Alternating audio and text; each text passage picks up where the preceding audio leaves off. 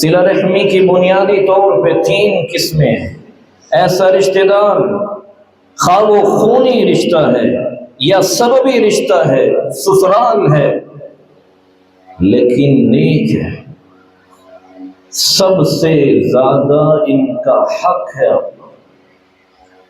دوسرے وہ رشتہ دار جو رسول اللہ صلی اللہ علیہ وسلم کے فرمان کی روشنی میں سمجھ آتی ہے، بلوا ارحامکم ولو بالسلام، سلسلہ صحیحہ کی روایت ہے، جن کے عقائد میں خلل ہے، مشرک ہے اور اللہ کی توحید کے اقراری نہیں ہے، اور وہ لوگ جن کو اللہ ذوالجلال کے عوامر کا پتہ نہیں ہے، ان کے ساتھ بھی سلام دعا کو مت چھوڑو، دعوت کا دروازہ کھلا رکھو، ان کے لیے دعائیں کرتے رہو۔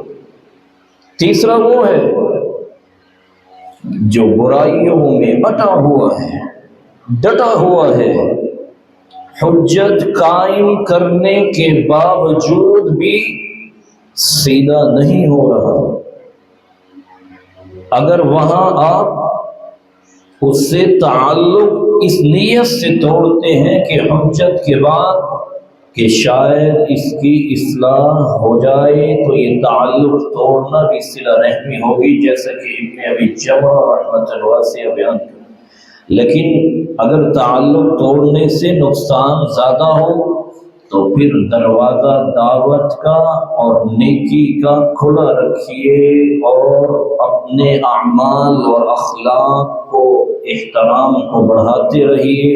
اللہ ذوالجلال آپ کو نیکیوں سے محروم نہیں کرے گا۔